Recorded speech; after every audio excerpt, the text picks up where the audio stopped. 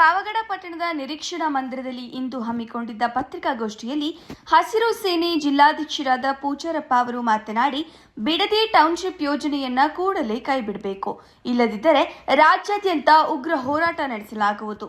ಸರ್ಕಾರಕ್ಕೆ ಎಚ್ಚರಿಕೆ ನೀಡಿದ್ದಾರೆ. ಬಿಡದಿ ಭಾಗದಲ್ಲಿ ಸಣ್ಣ ರೈತರು ತಮ್ಮ ಜೀವನೋಪಾಯಕ್ಕಾಗಿ ಅವಲಂಬಿಸಿರುವ ಜಮೀನನ್ನ ಮುಖ್ಯಮಂತ್ರಿ ಡಿಕೆ ಶಿವಕುಮಾರ್ ನೇತೃತ್ವದ ರಾಜ್ಯ ಸರ್ಕಾರ ಬಿಡದಿ ಟೌನ್ಶಿಪ್ ಮಾಡಲು ಹೊರಟಿರುವುದು ಸರಿಯಲ್ಲ ಎಂದು ಆಕ್ರೋಶ ವ್ಯಕ್ತಪಡಿಸಿದರು. ಅವರು ನೇತೃತ್ವದಲ್ಲಿ ಒಂದ್ಸರಿ ಮಾಡಿದ್ದು ನಾವು 1982-83ರಲ್ಲಿ ದೊಡ್ಡ ಹೋರಾಟ ನಡೆದಿದ್ದು. ಅದು ಚಳವಳಿಗಳು ಹತ್ರ ಐತೆ ಅಂತ ನಾನು ಹೇಳ್ತಾ ಇದ್ದೀನಿ. ಯಾಕೆಂದರೆ ರೈತರ ಭೂಮಿ ರಕ್ಷಣೆ ಮಾಡಬೇಕು. ಸರ್ಕಾರಗಳು ಓಟ್ ಹಾಕ್ಸಿಬೇಕಾದ್ರೆ ನಾವು ರೈತರು ಒಳ್ಳೊಳ್ಳೆ ಯೋಜನೆ ತತ್ತೀವಿ ಅಂತಾರೆ. ಇವತ್ತಲ್ಲಿ ಸಣ್ಣ ರೈತರು ಬಿಡದಿ ಮತ್ತು ಬೈಲಮಂಗಲ ಅಲ್ಲಿ ಒಂದು 3-4 ಪಂಚಾಯತಿಯಲ್ಲಿ ಸಣ್ಣ ರೈತರು 2 ಎಕರೆ 3 ಎಕರೆ ಒಂದು 3 ಎಕರೆ ಒಳಗೆ ಅಲ್ಲಿ ಸಾನ ಕಮ್ಮಿ ರೈತರು ಇದ್ದಾರೆ. ಅಲ್ಲಿ ಅಂಥ ಭೂಮಿಯಲ್ಲಿ ಅವರು ಹೈನುಗಾರಿಕೆ ಮತ್ತು ತೆಂಗು ಅಡಿಕೆ ಒಂದು ತೆಂಗಿನ ಗಿಡದಲ್ಲಿ ಒಂದು ವರ್ಷಕ್ಕೆ ಬಂದು ಒಂದು 25,000 ದುಡಿತಾರೆ ಇವತ್ತಿನ ರೇಟ್ನಲ್ಲಿ. ಸಣ್ಣ ರೈತರ ಜಮೀನು ಕಸಿದುಕೊಂಡು ಟೌನ್ಶಿಪ್ ನಿರ್ಮಿಸುವುದು ಎಷ್ಟರ ಮಟ್ಟಿಗೆ ಸರಿ? ಸರ್ಕಾರ ರೈತ ವಿರೋಧಿ ನೀತಿಯನ್ನ ಕೈಬಿಟ್ಟು ಸಣ್ಣ ರೈತರ ಹಿತ ಕಾಪಾಡಬೇಕು. ಕೂಡಲೇ ಬಿಡದಿ ಟೌನ್ಶಿಪ್ ಯೋಜನೆಯನ್ನ ಕೈಬಿಡಬೇಕು. ಒಂದು ವೇಳೆ ನಮ್ಮ ಮನವಿಗೆ ಸ್ಪಂದಿಸದಿದ್ದರೆ ರಾಜ್ಯದ ಎಲ್ಲ ರೈತ ಸಂಘಗಳು ಒಗ್ಗೂಡಿ ಉಗ್ರ ಹೋರಾಟಕ್ಕೆ ಮುಂದಾಗುತ್ತೇವೆ ಎಂದು ಅವರು ಹೇಳಿದರು. ವರದಿ Nandish Nayak, P, Shri TV news, Pavagada. ಅಂದ್ರೆ ಸರ್ಕಾರಗಳು ತಿರುಗಿ ನೋಡ್ತಾ ಇಲ್ಲ. ನೀವೇನೇನೋ ಎಲ್ಲ ರೈತರಿಗೆ ಅದು ಕೊಡ್ತೀವಿ ಇದು ಕೊಡ್ತೀವಿ ಅಂತ ಹೇಳಿ ರೈತರಿಗೆ ದಿಕ್ತೋಪಿಸಿ ಇವತ್ತು ಯೋಜನೆ ತಂದಿರೋದು ಬಹಳ ಖಂಡನೆ. ಇದು ತಕ್ಷಣ ರಾಜ್ಯ ಸರ್ಕಾರ ಕೈ ಬಿಡಬೇಕು. ಮತ್ತು ಇದನ್ನು ಬಿಟ್ಟು ರೈತರಿಗೆ ಒಂದು ಸಾಲ ಮನ್ನಾ ಮಾಡೋದು ಮತ್ತು ರೈತರ ರಕ್ಷಣೆ ಮಾಡೋದು. ರೈತರಿಗೆ ಇವತ್ತು ಮಳೆ ಇಲ್ಲ, ಬೆಳೆ ಇಲ್ಲ, ಇಂಥ ಟೈಮ್ನಲ್ಲಿ ರೈತರ ರಕ್ಷಣೆ ಮಾಡೋದು ಬಿಟ್ಟು ನೀವು ಟೌನ್ ಸಿಸ್ಟಮ್ ಮಾಡೋಕೆ ಬಂದಿದ್ದು ಭಾಳ ಖಂಡನೆ. ಇದು ಇವತ್ತು ನಮ್ಗೆ ಯಾವುದೇನು ಪಕ್ಷ ಇಲ್ಲ. ನಮಗೆ ನಿಮ್ಗೆ ಆ ಪಕ್ಷ ಬಂತು, ಬಿ ಜೆ ಪಿ ಬೆಂಬಲ ಕೊಡೋರು ನಾವು ಬೇಡಮಂಗಿಲ್ಲ.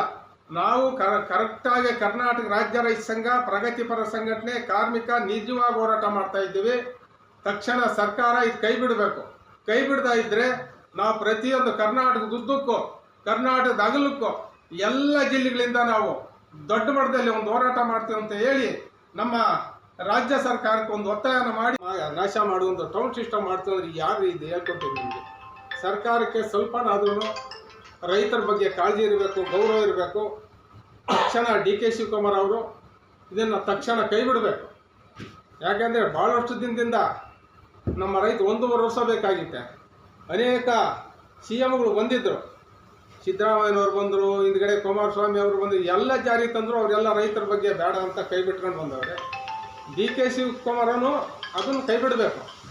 ಯಾಕೆಂದರೆ ಒಬ್ಬ ರೈತ ಅಂದರೆ ದೇಶದ ಆಹಾರದ ಭದ್ರತೆ ಬೆಳೆದು ದೇಶ ರಕ್ಷಣೆ ಮಾಡೋಂಥ ಶಕ್ತಿ ರೈತನಿಗೈತೆ. ಅದನ್ನು ಬಿಟ್ಟು ನೀವು ಒಂದು ಟೌನ್ ಸಿಸ್ಟಮ್ ಮಾಡ್ತೀವಿ ಅಂದರೆ ಯಾ ನ್ಯಾಯ? ಅಂಥ ರೈತನಿಗಿನ್ನ ನೀವೇ ಸರ್ಕಾರದಿಂದ ಜಾಸ್ತಿ ಇರೋ ಕಡೆ ಜಮೀನು ಕೊಂಡು ರೈತರಿಗೆ 2 ಎಕರೆ ಕೊಡಬೇಕು ಅಂತ. ರೈತದ 10 ಎಕರೆ ಭೂಮಿ ಕಿತ್ತು ನೀನು 2.5 ಕೋಟಿ ಅಲ್ಲ 10 ಕೋಟಿ ಕೊಟ್ಟು ಕೂಡ ಆ ರೈತರ ಭೂಮಿಗೆ ಬೆಲೆ ಕಟ್ಟಕ್ಕೆ ಆಗ್ತಾ ಇಲ್ಲ. ಇವತ್ತು ಆ ಭೂಮಿ ಕಿತ್ಕೊಂಡ ಮೇಲೆ ಅವ್ರ ಮಕ್ಕಳು ಮರಿ ಬೀದಿ ಪಾಲಾಗ್ತಾರೆ. ಲಾಸ್ಟ್ಗೆ ಆ ದುಡ್ಡು ಯಾರೋ ಬಂದು ಕಿತ್ಕೊಂಡು ಹೋಗ್ತಾರೆ. ಏನೋ ಒಂದು ಮನೆ ಕಟ್ಸ್ತಾನೆ, ಸಂಪೂರ್ಣ ಹೋಗ್ತೈತೆ. ಆಸ್ತಿ ಇದ್ದರೆ ಶಿರಾಸ್ತಿ ಆಗಿ ಉಳ್ಕೊಂತೈತೆ. ಅವ್ರ ನಾವು ನಮ್ಮಪ್ಪ ಅವ್ರು ಹೇಳಿದ್ರು, ಕೂಲಿ ಮಾಡಿ 50 ರೂಪಾಯಿಗೆ 18 ಎಕರೆ ನೆಲ ತಗೊಂಡಿದ್ರು. ಇವತ್ತು ನಾವು 4 ಜನ ಅಣ್ಣ ತಮ್ಮಗಳು ಮಾಡಿ ಉಂಡು ಅದ್ರಾಗ ಹಣ್ಣು ಹಂಪಲ ಬೆಳೆದು ಮಾರಾಟ ಮಾಡಿ ಹೂವು, ತರಕಾರಿ, ತೆಂಗು, ಅಡಿಕೆ, ಬಾಳೆಹಣ್ಣು ಎಲ್ಲ ಬೆಳೆದು ನಾವು ಮಾರಾಟ ಮಾಡಿ ನಮ್ಮ ಮನೆ ಮಕ್ಕಳು ಸಾಕ್ತಾ ಇದ್ದೀವಿ. ಸರ್ಕಾರದ ನಾವು ಅನುದಾನಕ್ಕೆ ಕಾದಿಲ್ಲ. ಇವತ್ತು ಅಷ್ಟು ಸ್ವಚ್ಛತವಾಗಿ ರೈತ ಕಾಪಾಡ್ತಾ ಇದ್ದಾನಲ್ಲ, ಅಂಥವ್ರ ಮೇಲೆ ರೈತರ ಮೇಲೆ ನೀವು ಅಂಥದ್ದು ಇವತ್ತು ಬಿಡದೆ ರೈತರು ಹೋರಾಟ ಮಾಡಿದ್ರೆ ನಿಮ್ಗೆ ಸ್ವಲ್ಪನಾದರೂ ಕರುಣೆ ಇಲ್ಲ ಡಿ ಕೆ ಶಿವಕುಮಾರ್ಗೆ. ತಕ್ಷಣ ಇದು ಕೈ ಬಿಡೋವರೆಗೂ ನಾವು ಗಟ್ಟಿ ಹೋರಾಟ ಮಾಡ್ತೀವಿ. ಇಡೀ ನಮ್ಮ ತುಮಕೂರು ಜಿಲ್ಲೆಯಲ್ಲಿ ಭಾಳಷ್ಟು ರೈತ ಸಂಘಟನೆ ಇದ್ದಾವೆ, ಮತ್ತು ಕಾರ್ಮಿಕ ಐತೆ, ದಲಿತ ಸಂಘಟನೆ ಐತೆ, ಮತ್ತು 100 ಸಂಘಟನೆ ನಮ್ಮ ಜಿಲ್ಲೆ ಒಳಗೆ ಇದ್ದಾವೆ. ನಾವು ಸಾವಿರಾರು ಸಂಖ್ಯೆಯಲ್ಲಿ ಇವತ್ತು ವಿಧಾನಸಭೆಗೆ ಛಲ ಕೊಟ್ಟು ಎಲ್ಲ ಪ್ರಗತಿಪರ ಸಂಘಟನೆ ಮತ್ತು ಎಲ್ಲ, ಯಾಕಂದರೆ ರೈತರ ರಕ್ಷಣೆ ಮಾಡಬೇಕು.